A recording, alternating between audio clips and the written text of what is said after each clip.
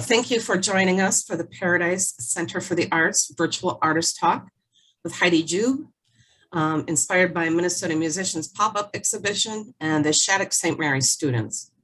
We're very excited to have everybody's artwork here at the Paradise. We switch it over every 6 to 8 weeks. For those of you who aren't familiar with the Paradise, we are located downtown Faribault in the historic district.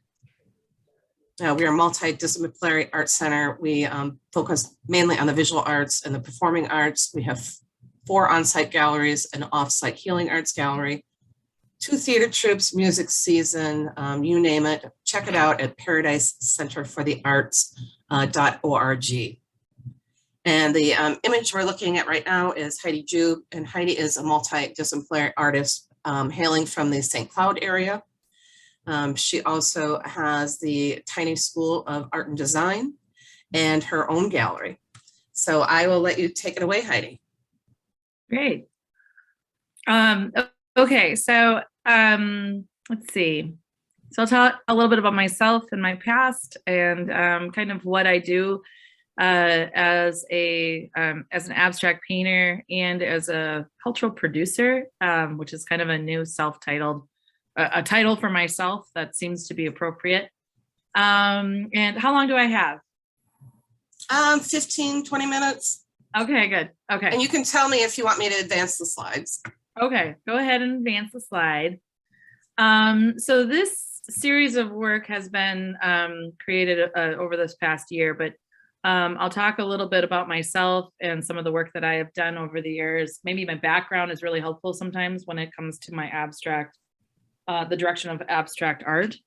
Let's see, I'm from central Minnesota. I lived actually in a lot of different places, but I was born in Illinois and lived in Wisconsin and rural Minnesota. Ended up in just outside of St. Cloud in high school. And then was in a school where I basically went and I was good at math and science, but also good at art, I guess, but I wasn't very inspired by my program. So I always said I was a photocopier because I could take a National Geographic and copy a photograph, perfectly fine with pencil, but it didn't really intrigue me at all. So I didn't even think of it as a career. So I ended up going into architecture instead. And so I went to college down in Springfield, Missouri at Drury College, which was a liberal arts school that had a architecture and art foundational hybrid to start with, unlike like NDSU would have been different, and U of M and with Illinois and Wisconsin. They all had an engineering architecture hybrid. And so I ended up spending 2 years in that program and decided I didn't feel like that was a good path for me. I felt kind of dumb, like I wasn't raised in the city. I didn't think I hadn't traveled a lot. And so I felt like a imposter into the field. And so I stepped away from it. However, much to the dean of my program's dismay that I was dropping out because she was a woman. And so she was bummed that I had decided to leave. She was bummed that I had an internship with an architect back home, which I thought would have been really good for me. But she was sad that I did that because that would have just hosed me down and kept me from wanting to be an architect. I'm like, wow, that doesn't seem right, but okay. And so when I left that program though, I went back. I loved the school I was at. It was small. I'm still friends with a lot of the professors. But I decided to go back to the University of Minnesota because it was bigger, it was cheaper, and it was closer to home. I thought maybe I would get a different type of experience. No regrets now, but at the time, it was a hard decision to go that big from something so small. I probably leaving Drury and being only 2 years in, I was friends with hundreds of people. And then going to the U of M, I left the U of M with probably 3 friends, and one decent relationship with one professor. So it was something totally different. Not that I didn't mind the big university, but it was you're a bit of a lost puppy in that kind of situation. So my guidance that I had in my undergrad was pretty accidental, if you call it that. And so really the architecture period of my life, the foundation of art and design that I got out of that architecture degree probably has a bigger impact on my stuff than I thought. Until recently, I actually realized that people who went through a traditional BFA or MFA program, I don't necessarily hang with them that much unless they're also a gardener or, have, kids in school together, So I realized I had more in common with architects and with designers than I did with fine arts people. I didn't realize that until way later, that was the thing that got me going. So you can switch the slide now. I'm sick of looking at myself. But otherwise, so what happened is probably that architecture background really impacted me to go down the road of abstraction. It's where I feel most comfortable. It's the most intriguing. Sometimes I find, well, this one's really great because I find joy in this piece, and I don't know why, but it was kind of one where, it made me happy. And every time I came back to it to edit it, I didn't want to. I just love the colors and the brush strokes and the little shapes I made with the color. And so I decided to just keep it there and name it that. And so abstraction has really helped me since, especially around 2011 and 12. I had a major shift in my life, going through a divorce and trying to reclaim certain parts of myself again. I was able to use abstract painting as my way of sort of working through it, very meditative, but also in color and shape, I'm able to sort out my life. So keep that in mind as you go through all sorts of things, all sorts of uncertainty. And I don't know, like a pandemic, it seems to be very helpful to have that as a skill set. I did use this, I look at all these pieces that I did in this show, and they did kind of come out of this odd time. And this time where I've been sort of searching for my next step, my next thing, and so these pieces kind of come out of that. You can change the slide. I work a lot in grids, and the Sentinel pieces are kind of the start of me going from what used to be a bunch of grids. The last time I had a show actually at the Paradise, I had a lot of my grids and my pigeons. I won't get into pigeons yet, but necessarily, but the grids have always stuck with me. That's been a theme I've had even since before college. I've always organized things in grids. I've always felt very comfortable in that. No real explanation why, but I do think that my desire to, when I do architecture type, when I look at architecture or the things that kind of turn me on in that world, it's about, order and order and disorder. It's like a juxtaposition of two things, So when I did all these grids, I started honing in a little bit more and like looking in at each one of these little plots of color that I was creating. And so the Sentinel pieces, there's 3 of them in the gallery, was the start of me zooming in on these grids that I was creating.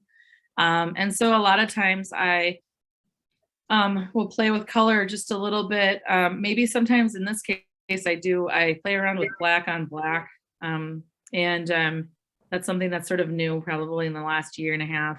And I get excited about that too. So it's like black matte versus black shiny and stuff like that. So those will show up from time to time in my work. But one of the things that also I find happiness in is the teal color. So you see a lot of the teal. I almost end a lot of my art pieces with the color teal, just because. You can switch the slide. This is a piece that I had to sit with for a while because I usually use a very thick layer of heavy body acrylic. And this past year or two, I've started to loosen up my brushwork and let it just be. And so my color theory and color use had changed a lot. And so while I still think that I divide up the canvas in similar ways, this is a different proportion than some of my work. It's a 2x4 4-foot canvas. I do let all of the colors sort of play with each other differently now. One of the things that I've learned over the years is that my gesture, how I make a mark on the canvas, is becoming more and more recognizable by people who have paid attention. And so they'll see a Heidi Jeub without me even realizing that it was even close, you know? And in this case, this one, because it was so drippy in comparison to my other work, I was thinking it wasn't going to fit in with my work. Well, it turns out I was taking sort of a turn. I just didn't know it. I always call it origin pieces when I start an idea that's off topic from whatever visually I was doing before that. I hold on to it a little longer, just to see if I'm ever coming back to it or if it was just a fluke. And then if it seems like I'm changing a lot, then I always go back to that original piece and go, oh, okay, that wasn't a mistake. That was just divine intervention. And oh, I should say between a rock and a hard place, I was kind of playing around with like the idea of wedging. So the wedge this form kept showing up. If you see that yellow shape, that kept showing up in a lot of my pieces. That wasn't intentional, you know, so maybe that's another one that I'm kind of playing around with. Like, obviously I like it, otherwise I'd paint over it. So this sort of wedge shape is showing up a lot right now. We'll find out later what that means. You can switch to the slide. This one is kind of the title sort of tongue in cheek, but it really is there is a series of work that I did about 5 or 6 years ago. Actually more than that, almost 10 years ago, where they were really simple, small little sketches along this line, and little color studies. And it started coming back into my larger paintings. And I still have some other ones that aren't at the gallery right now, that are along these lines where it's just a series of maybe 3 or 4 colors. And I create a composition and I don't overthink it.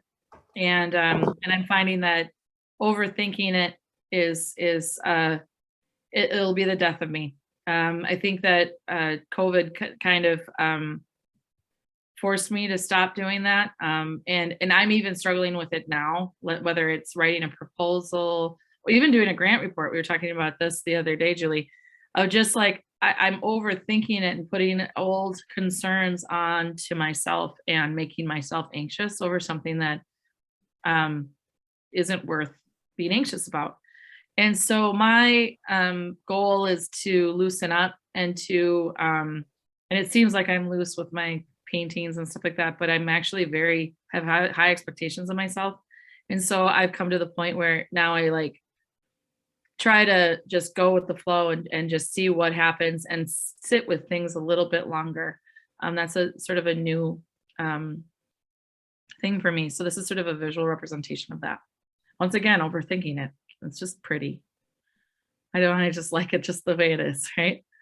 Okay, you can switch the slide. You know, this one's interesting because I've had this hidden in my gallery for a while. And before that, in my house, it was a piece that I did. I know during the pandemic, I don't know if it was 2020 or 2021, but this was sort of a detour from both size. Like I don't work in this sort of 12 by 36 or something like that. I can't remember. That scale is not normal for me. So I was struggling kind of with it. But yet it's kind of one of my favorites right now. And it's still embracing the idea that I really dig these colors. And it also plays around with the black on black, you know? So, and so when, I don't know, sometimes you just got to enjoy it, right? And next slide. I don't know. There's not many left, is there? I think that's it. Is that it? I think so. Let me look. Okay, so go back to the Yep. gallery shot. Yeah, go back to the gallery shot. For the full gallery shot. That one. Okay, so you can't see the whole gallery, but you can, when I was talking about that wedge idea, you can kind of see that that wedge is showing up in the second one in on that back wall.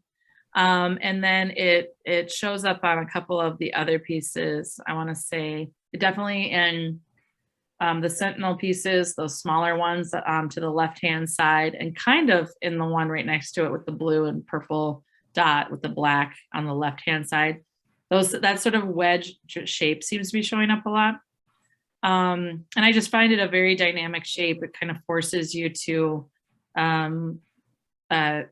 consider the colors or shapes around it, I think.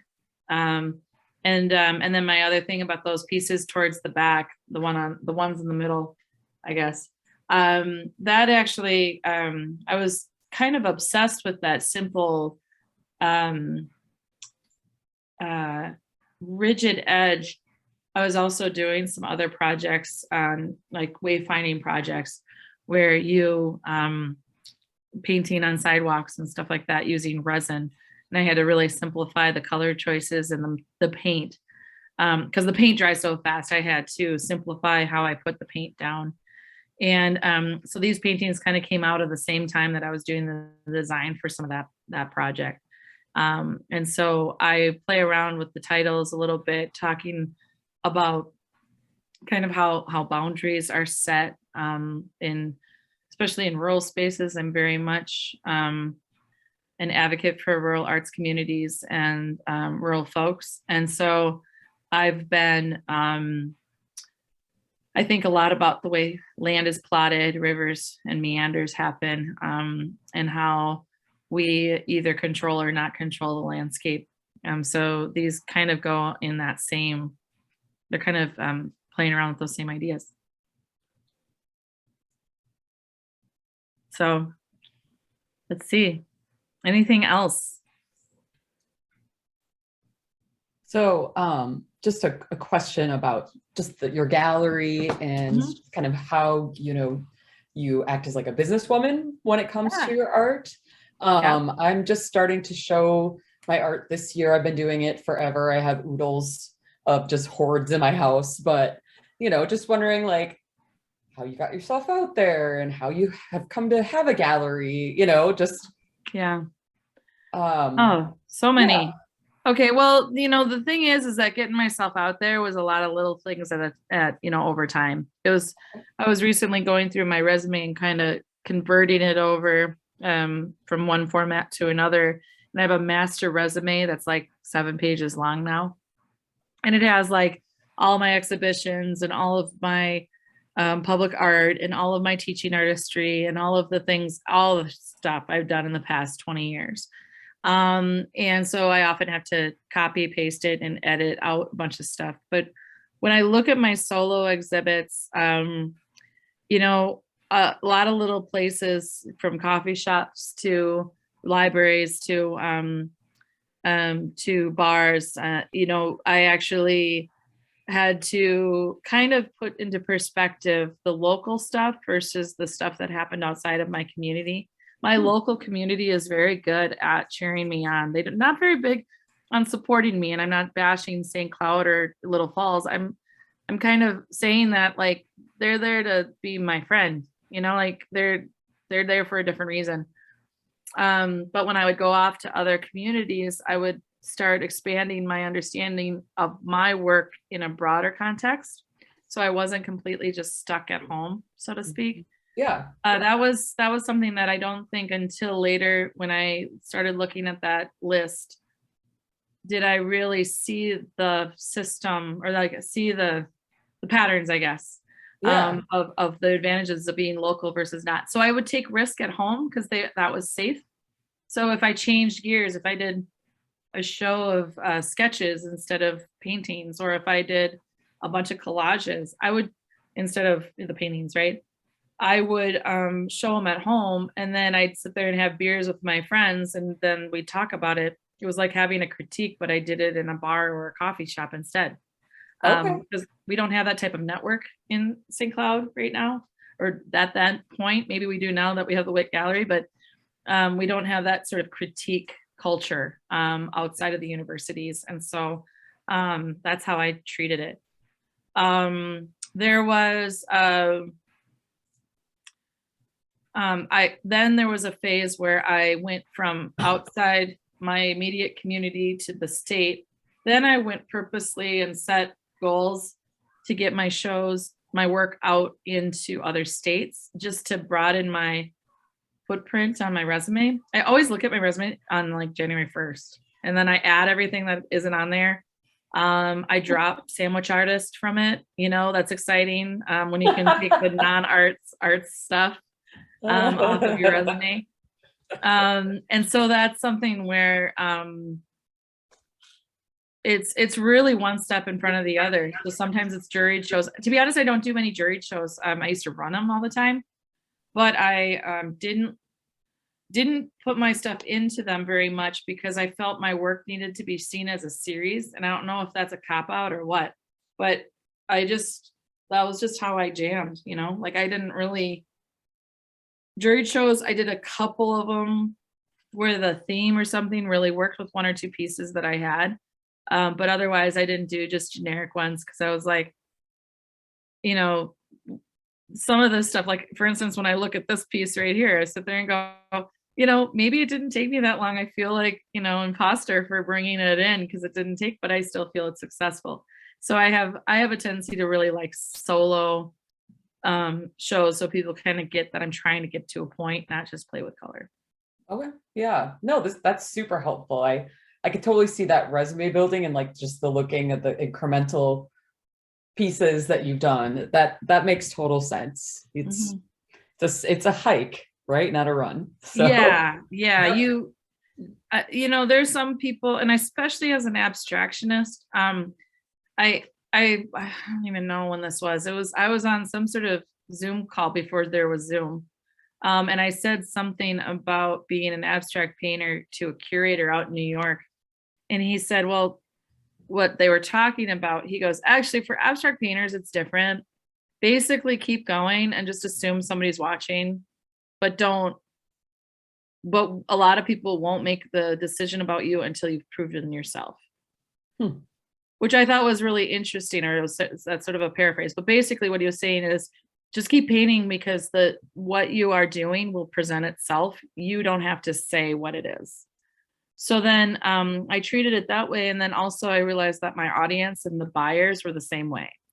They weren't necessarily going to be like, ooh, that's pretty. Like I think it was different for a realist because it's like, oh, that's a sentimental. I have some stuff where it's representational and people were like, oh yeah, because it has an emotional attachment to the object that I'm representing.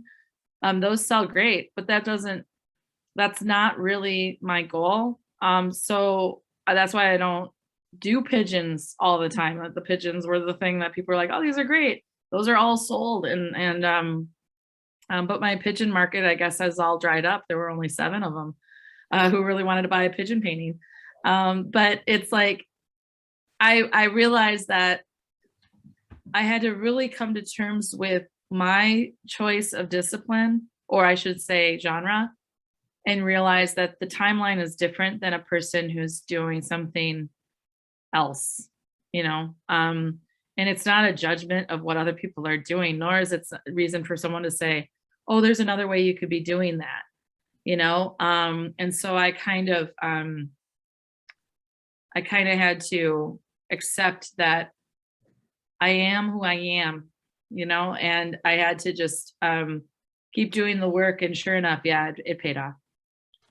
That's awesome. Yeah. Thank you. Yeah. And then as far as when I got the gallery, that's a whole other thing. That's coming up on 1 year.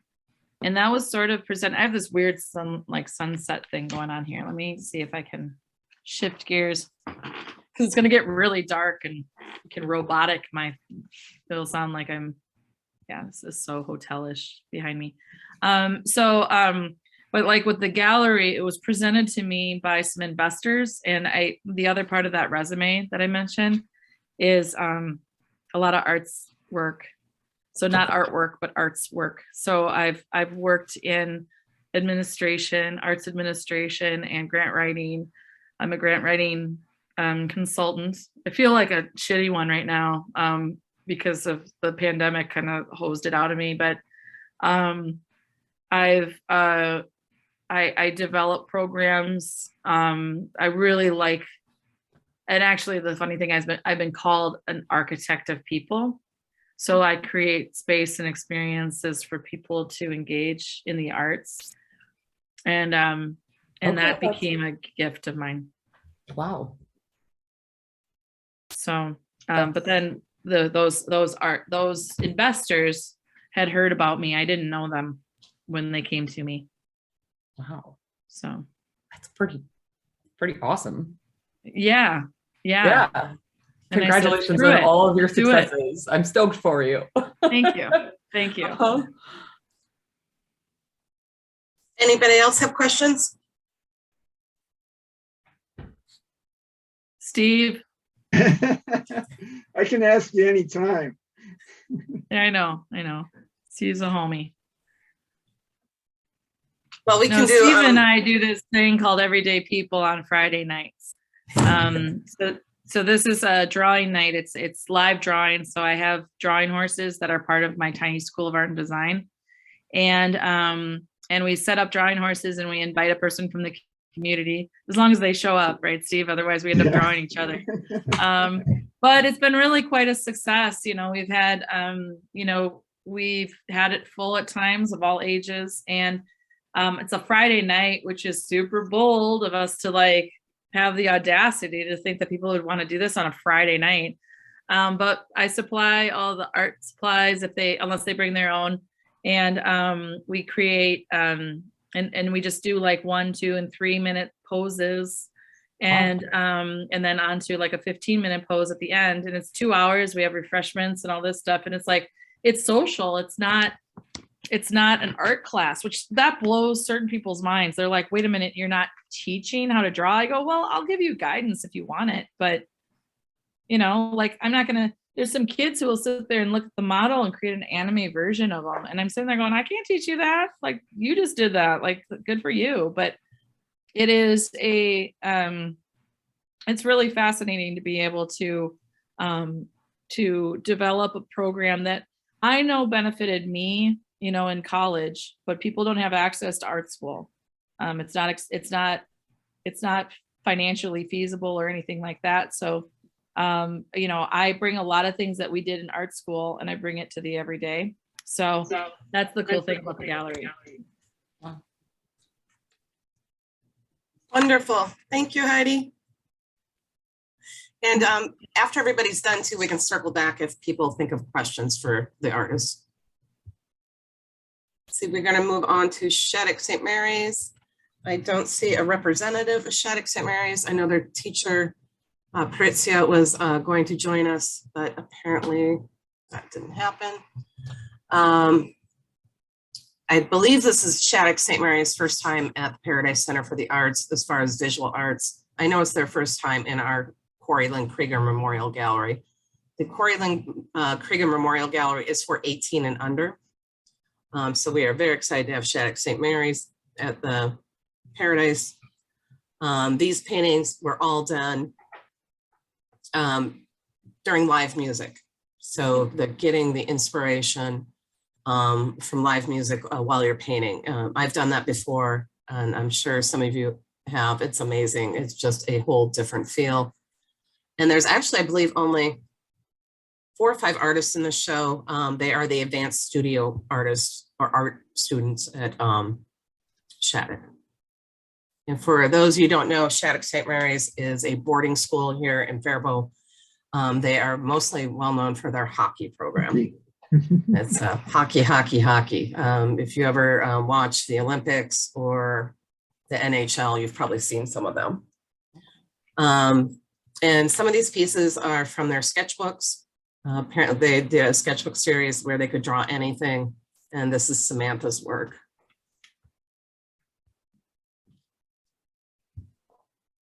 They also did a Surreal Eyes project. And we have several of those pieces from the different artists. We've got Samantha's and Monet's, and I'm not sure how to say, is it Sungmin?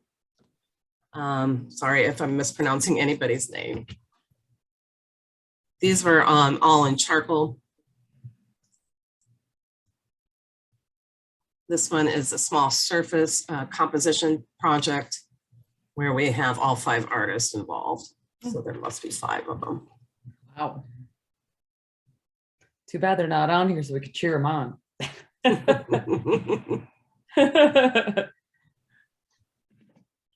Another sketchbook, Draw Anything, fashion designs.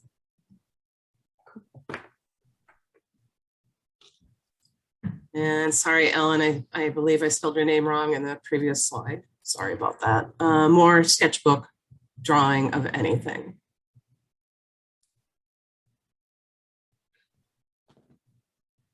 And we do have a group show, a juried group show, artwork inspired by Minnesota musicians.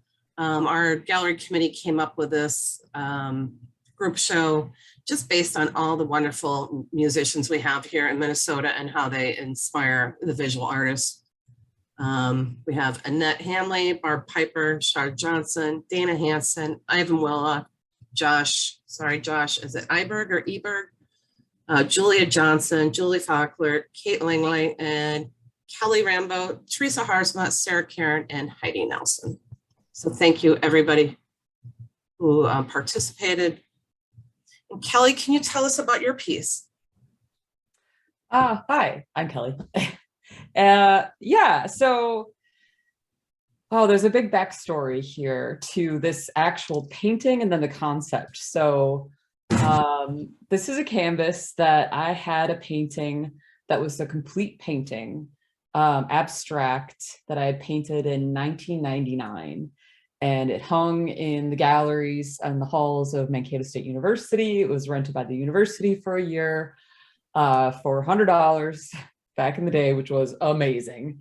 What a thrill. And it hung on the walls of my house for probably a decade. And then the painting back in the day was, I was trying to get there with my textures, my colors, the line work, but I just didn't have the skill as a painter to push it to what I wanted it to really be. And so when I put this back up on my easel, at that time, I was relearning piano. I play the drums and I've dabbled in guitar, but I used to play the piano as a kid, and my husband is a musician, and he's constantly playing his guitar or walking by with the bass, or I hear him banging on the drums or banging on the piano, and anyhow, so I was put this back on my easel to finish it, and then was immersing myself in hearing music, learning music, conceptualizing music, reading sheet music again, and having a ton of sheet music just all over this room, spread all over in my house, just kind of the study of it, reading about it, listening to videos, watching pianists, relearning the staff. And so I found myself kind of randomly diving back into this painting. And all of a sudden I started feeling it pulling out like a treble clef and the bass clef and a record. And like there was all these spinning vortexes of like learning and have it being loose, because all these staff, all these notes are broken in my head. Like they're not connected any longer. I don't have a memory from my piano playing past. And so it was actually like candidly a frustrating experience, because here I have this husband who's adept, trying to be helpful and show me just kind of, randomly where I'm like, I need sheet music. And so the title's kind of from that moment of strife in relearning how to read sheet music. And so I think this is just kind of that exclamation point of all the excitement. It's it's bringing it together. And there's kind of that blue central piece in the center that's bright and pops. It felt like to me, is this something that I need to embellish more? Does it need anything more? And so like talking about the composition itself, so it uses a ton of different mediums. I've got everything from Lipton iced tea dried, Elmer's glue, eggs, egg whites mixed in with acrylic paint. There's oil paints and cold wax. There's some Conte crayon on here, house paint. So it's a total mix of mediums. And, you know, when I went into it, I got all these shiny new amazing palette knives that have teeth in them. And before, all I had was like forks and whatever else I could find. And all of a sudden I had, you know, I had this big jar of cold wax and my oil paints. And so I started just globbing it on there and like pulling, you know, through. So the old painting, you could see in the whitest spaces, in the most sparse of the spaces in the painting on the right-hand side, you know, that's the past. And now, you know, the swirling of it all, the mixing of it all, I feel like it kind of is a portrait in a way, because it just kind of, like with each of the marks, it's like a tree, the years on a tree kind of growing up from the stem and then resonating the sounds. And then, you know, kind of the big swoop throughout is just, I guess, the playfulness of it all, the delight. You know, so it's systematic, it's random, it's, you know, with the color work, I absolutely adore color and the balancing of an oversaturation and how you can get somebody to be immersed in the tiny details and then have a completely different experience from far back. For me, I think it's super important to have both, you know, a huge impression from way across the room, as well as that really fine work on the inside. And I thought it was interesting in this piece because it's very gridded and circular at the same time. And then there's some undulating, just more organic forms. And I thought, as I was painting, I was nervous that, you know, that having the mixture of the kind of three, how could you balance that? And I wanted to find a harmony. And I think with the circles kind of in the center and then kind of raining outward and the different patternings that are happening around there, it feels almost like a mosaic in a sense. Yeah, any questions, I guess? It surely stands out in that gallery without, you know, next to the other pieces, all the colors and movement. I think I pointed this one out, right, Julie? Mhm. Well, I was thinking it reminded me of Kandinsky. Yeah. And there's another, the sun is finally going down, so you can now see my face. But I think that painting music is a really interesting problem to solve, because of all the things that you're dealing with. You're doing a visual representation of harmony of music, which can be in the bass, it can be in the vocals, it can be in the, you know, the guitar or piano or whatever other instruments they're playing. And so like this, the more I work with musicians myself and just any of my work, I'm forcing myself to listen differently. But what's really great is because I'm collaborating with them, they're forced to look at my work a certain way, you know? It's no longer that just flat painting. So painting music to me is like, it's hard. Especially if it's good stuff, you know, because there's so many good things happening, especially in, well, depending on the type of music you're listening to, you know, so. I just did a pitch, or I'm doing an abstract painting class right now, and I showed him a bunch of Kandinsky's artwork. And I said, he pretty much listens to jazz. I mean, I kind of oversimplified it for the sixth graders, but, and so we listened to jazz. And so then they took very seriously that they were listening to jazz and painting. And it was really kind of fun to see, you know, who that sunk in for, you know? Thank you. Heidi and Kelly, just a question. Do you listen to music while you create, while you paint? Oh yeah, Mm-hmm. I can't do it without listening to music. absolutely. And it depends. Like some days it's all Bob Dylan cranked up. Other days, you know, heavy metal, you name it, prog rock. It's whatever, you know. I can't have lyrics. Really? Usually. Yeah. God. The lyrics, they need to be like Beck, where they make absolutely no sense. I listen to a lot of Rush. Like, Oh, Rush, but I can't paint and air drum at the same time. That's silly. come on. Maybe that's a new So- painting style. Yeah, exactly. Yeah, there you go. Yeah. Ironically, though, 2 degrees away from Rush, I actually did a painting. I wish I knew about this show, but I wouldn't have been able to get the painting down. But I have one piece called Too Many Notes, and actually it's inspired by the Bad Plus, and their drummer was an understudy of Neil Peart of Rush. And Nice. so 2 degrees. From that That's comment. rad.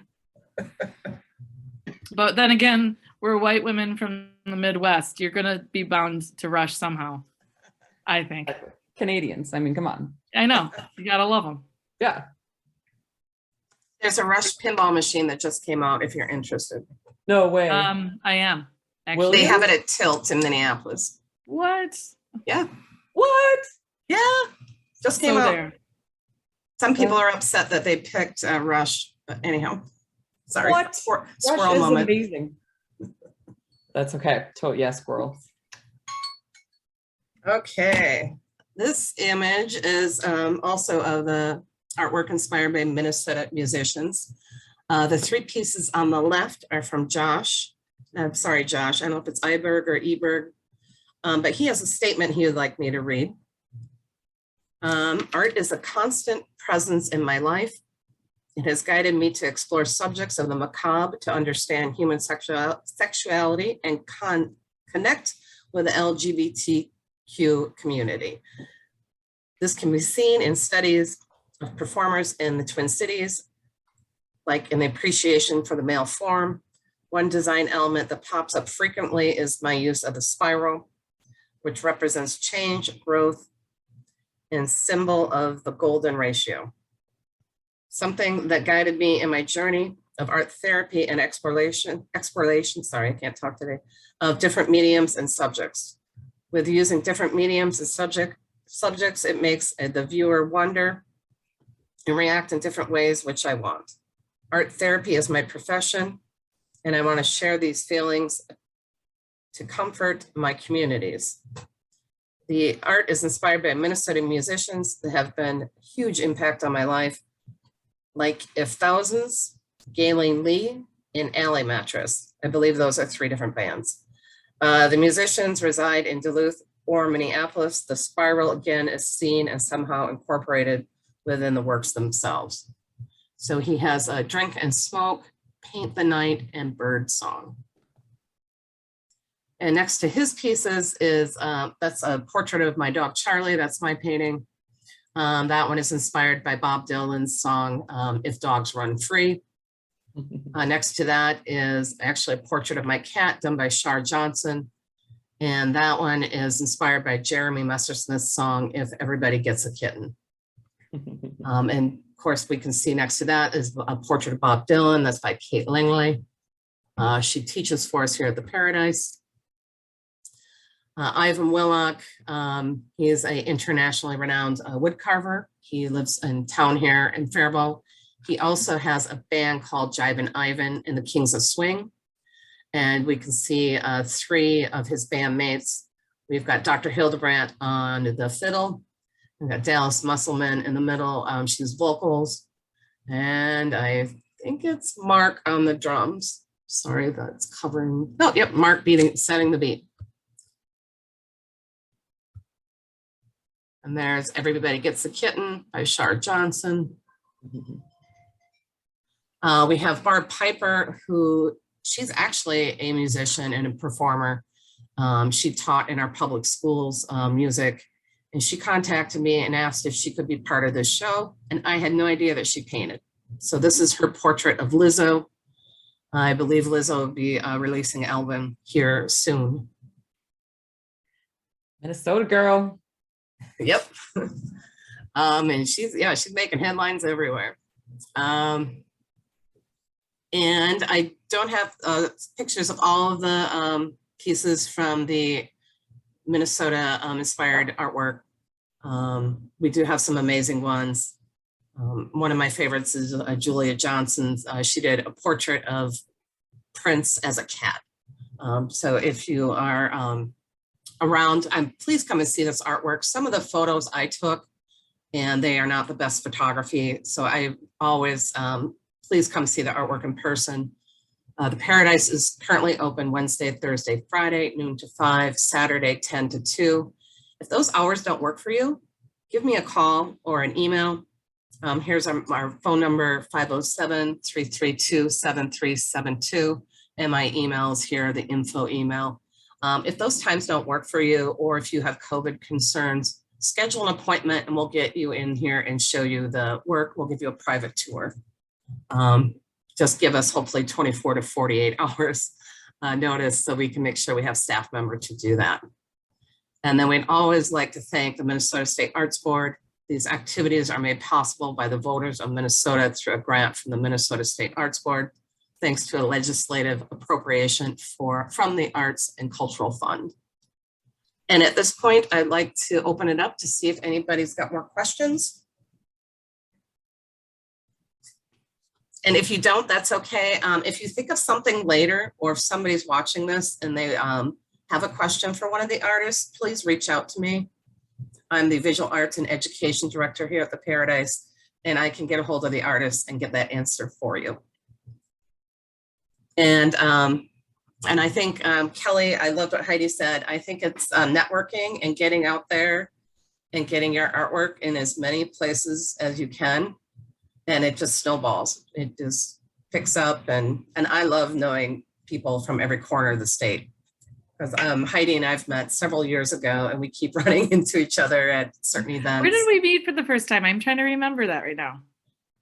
Were we at a conference together or something? Yeah, we've been at several conferences. I know we were at the Rural Arts and Cultural Summit, I believe. Yeah. And the creative aging. That's the one that I think we met. Is Yeah. the creative, the Sage, or was it Sage or Aurora or whatever? Yeah. You know, so a lot of the things that I think I know for myself, I have been, as a teaching artist, constantly training myself since I'm not taught in the traditional education sector. I did a lot of training all over the state. So through Purpage, through, let's see, Sage at the time, they're not around anymore. But it has to do with teaching for older adults, and so on and so forth. Sometimes I would do something simply because I was in the arts administrative end of things, and some things I did as a teaching artist and some as just an artist. But that was how I met tons of people and created so many opportunities for myself. And you know, I like people. So I'm not a very shy person, but especially if I'm going out of my way to do a thing, I don't sit in the corner and do nothing. That has really benefited me over the years. So I am actually 50-50 introvert, extrovert, believe it or not. But so the pandemic was really nice for my introverted side. But I don't, like I said, I don't waste my time when I'm around new people, because whatever my vision is, I have to figure it out. And the only way I figure it out is by getting little bits out into the world. Because that feedback is a huge part of me deciding if I'm impactful or not. Yeah. No, this is great. Thank you for your insights. And thanks for, having the show and giving me the opportunity to bring my work down at Faribault. Got some roots. My mom grew up in Faribault, and I have an aunt who teaches Spanish at the high school there. So it was great to get to the town, great to meet other artists and see some great work by other Minnesotans. So yeah, appreciative. Yeah, and I highly recommend seeing the work in person. It's completely different than seeing it on the computer.